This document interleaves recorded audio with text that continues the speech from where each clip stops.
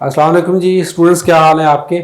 मैं हूं Miyan Shafiq, I am CSP officer और स्टडी रिव्यू प्लेटफॉर्म से आपको वेलकम करते हैं हम यहाँ पे। बहुत सारे स्टूडेंट जो हैं उनका अक्सर ये वो होता है, एतराज़ कह लें या वो कंप्लेन करते हैं कि जी हमारे जो पाकिस्तान के अंदर जो चैनल्स हैं वो कंटेंट जो है फ्री कंटेंट जो कि बड़ा इजीली दिया जा सकता है, कुछ केसेस के अंदर वो प्रोवाइड नहीं करते। और बहुत सारे स्टूडेंट जो हैं जो कि फ़ी अफोर्ड नहीं कर सकते, उनको फिर अकेडमीज़ का ऑब्वियसली रुख करना पड़ता है। तो उसी सिलसिले में हमने थोड़ी बहुत कोशिश हम करते रहते हैं। तो आज हम FIA एक्ट पे बात करने जा रहे हैं। FIA का अभी असिस्टेंट डायरेक्टर FIA की जॉब भी आ रही हैं, एग्ज़ाम आ गया है। उसी तरह से इंस्पेक्टर FIA का एग्ज़ाम आ गया, जिसमें से FIA एक्ट में से क्वेश्चंस पूछे जाएंगे। बहुत ही छोटा सा ये एक्ट है। इसकी बेसिक इन्फॉर्मेशन आपको पहली वीडियो में मैं दे रहा हूँ, इसके बाद सेकंड और थर्ड इसी तरह इसकी 2 से 3 हम छोटी छोटी वीडियोस बनाएंगे। सबसे पहले तो बात है कि इस एक्ट का नाम क्या है। मतलब आपसे ये भी पूछा जा सकता है, क्योंकि इसकी ना कुछ तारीखों में कुछ थोड़ा सा एक है कि जहाँ से क्विज़ बन सकता है। कन्फ्यूजन कोई नहीं है, बहुत आसान है। इसको बोला जाता है फेडरल इन्वेस्टिगेशन एजेंसी एक्ट 1974। इस एक्ट का नाम ये है, ये आपने बात याद रखनी है। अच्छा, ये 13 जनवरी 1975 को प्रेसिडेंट जो उसने इसकी असेंट दी, असेंट होता है उसने मंजूरी दी। देखिए तब तक कोई भी एक्ट आपका मंजूर नहीं होता या वो इम्प्लीमेंट नहीं होता जब तक कि वो नेशनल असेंबली, सेनेट से और फिर प्रेसिडेंट से उसका अप्रूवल ना हो जाए। तो 1975 में 13 जनवरी को प्रेसिडेंट ने अप्रूवल दिया और 17 जनवरी 1975 को इसका गज़ट जो है उसमें इसको पब्लिश कर दिया गया। ऑब्वियसली ये 1975 का के अंदर क्योंकि इसका अप्रूवल आया तो इसको एक्ट 8 ऑफ 1975 भी कहा जाता है। लेकिन इसका नाम हमेशा याद रखिएगा आप कि ये अप्रूव भले 1975 में जाके हुआ इसका, यानी कि असेंबली से इसकी मंजूरी और प्रेसिडेंट से इसकी असेंट एंड प्रोमलगेशन जो है इसकी भले 75 में हुई 1975 में, लेकिन इसका जो नाम है वो फेडरल इन्वेस्टिगेशन एजेंसी एक्ट 1974 है। दिस इज़ बेसिक इन्फॉर्मेशन जो इसकी तारीखों के मुताबिक है। फिर उसके बाद आ जाता है कि ये मेरे ख्याल में जो भी स्टूडेंट्स FIA की तैयारी कर रहे हैं उनके लिए बेहतरीन, सबसे आसान अगर कोई एक्ट होगा, इससे छोटा एक्ट तो मैंने कभी कोई देखा नहीं। वैसे टोटल 3 से 4 सफ़े का एक्ट है। टोटल 10 सेक्शंस हैं इसके अंदर। आप अगर एक्ट खोलेंगे ना तो उसके अंदर पहला एक सेक्शन लिखा होगा शार्ट डेफिनेशन, ठीक है, और सॉरी शार्ट टाइटल एक्ट का मैं आपको बता देता हूँ। Short title, extent and commencement, ये उसका पहला सेक्शन है। इस तरह अगर आप सेक्शंस को पढ़ते जाएं तो टोटल 10 सेक्शंस हैं। अच्छा, अब यहाँ पे आपने मैं देख रहे होंगे मैंने एक लफ्ज़ लिखा बॉयलर प्लेट सेक्शंस। अब इसमें भी आपको मज़े की बात बताऊँ कि बहुत सारे सेक्शंस कुछ ऐसे हैं जो कि बिल्कुल रूटीन के सेक्शंस हैं, जो कि कहा जाता है, इनको बॉयलर प्लेट इसलिए बोलते हैं कि ये हर एक्ट के साथ लाजमी होंगे। मिसाल के तौर पर कोई भी आप एक्ट खोलेंगे ना, उसका पहला सेक्शन होगा ये short title, extent and communication and commencement. उसका हमेशा दूसरा सेक्शन क्या होगा, डेफिनेशंस। तो इसके भी पहले 2 सेक्शन यही हैं। आखिरी सेक्शन क्या होगा, अगर कोई ऑलरेडी एग्जिस्टिंग लॉज हैं जिसको वो ख़त्म करके लाया जा रहा है तो रिपील का आ जाएगा, इंडेमनिटी का आ जाएगा, ठीक है।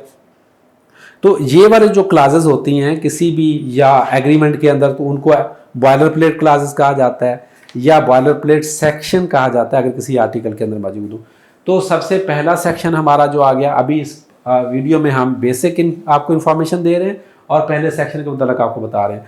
तो जो पहला सेक्शन आ गया उसका नाम जिस तरह मैंने आपको बताया short title, extent and commencement. तो इसका शार्ट टाइटल जो है वो फेडरल इन्वेस्टिगेशन एजेंसी एक्ट 1974 है। मैंने यहाँ पे शॉर्ट फॉर्म में लिखा हुआ है, लेकिन मैं आपको पूरा बोल के बता रहा हूँ।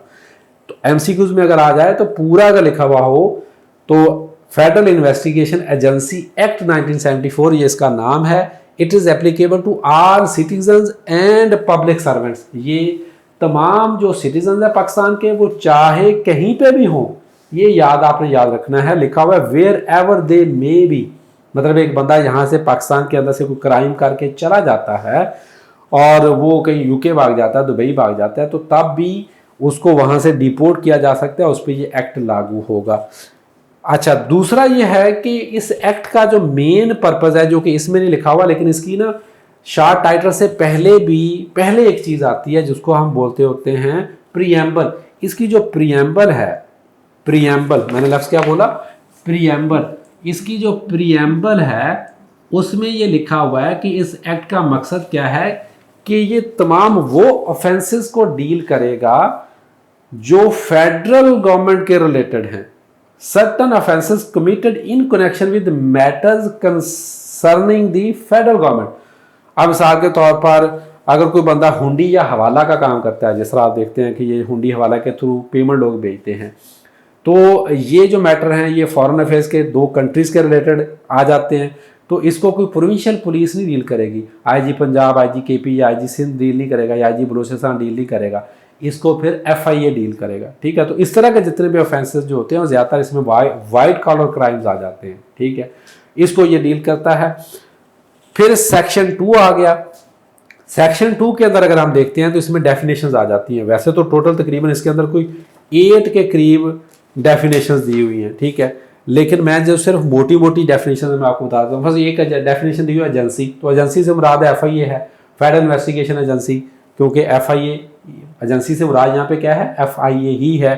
फिर इसके अंदर कोड का लफ्ज दिया गया है, कोड, कहीं पे भी एक्ट के अंदर लफ्ज कोड इस्तेमाल किया जाएगा तो उससे मुराद कोड लॉ को बोलते हैं, इंग्लिश अपना लीगल सेंस जो टर्मिनोलॉजी के अंदर, तो बहुत सारे कोड्स हैं।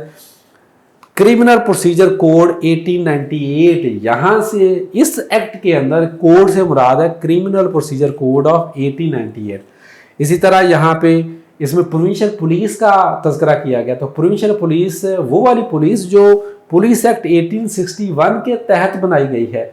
और इसी तरह पब्लिक सर्वेंट बोला गया। अब कोई भी बंदा कह सकता है, ठीक है, हमारे पास जो टीचर पढ़ा रहे हैं वो कह सकते हैं मैं भी पब्लिक सर्वेंट हूँ, मैं जनाब गवर्नमेंट पब्लिक की खिदमत कर रहा हूँ। नहीं, पब्लिक सर्वेंट की जो definition section 21 of Pakistan penal code of 1860 में जो गिवन है उसके मुताबिक जो पब्लिक सर्वेंट्स हैं जो कहलाएंगे वो पब्लिक सर्वेंट कहलाएंगे। अब इसमें थोड़ा सा पब्लिक सर्वेंट का आपको डिफरेंस भी बता देता हूँ। मैं सिविल सर्वेंट हूँ क्योंकि मैं सिविल सर्विस में हूँ, लेकिन जो एमएनए होता है या जो एमपीए होता है वो गवर्नमेंट का मुलाजम नहीं होता, वो तो खुद गवर्नमेंट में होता है ना, तो वो पब्लिक सर्वेंट की डेफिनेशन में जरूर आएगा। इसी तरह कोई ठेकेदार है, वो गवर्नमेंट के साथ डील कर रहा है, तो अब वो गवर्नमेंट को सर्विस दे रहा है, ठीक है, तो वो भी पब्लिक सर्वेंट की डेफिनेशन में आ जाता है वहां पे।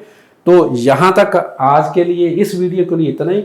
फर्दर हम इस पर इंशाल्लाह वीडियोस बना रहे हैं जो बाकी भी इसके सेक्शंस हैं, तो हम कोशिश कर रहे हैं कि आपको छोटी छोटी जो वीडियोस हैं वो हम इसमें आपको शेयर करते रहें। आप फर्दर कोई क्विज़ेस वगैरह अगर आप प्रैक्टिस करना चाहते हैं तो हमारी वेबसाइट जो है studyriver.com पे इसके क्विज़ेस भी मौजूद है, वहाँ से जाके आप प्रैक्टिस भी कर सकते हैं। थैंक यू, अल्लाह हाफिज़।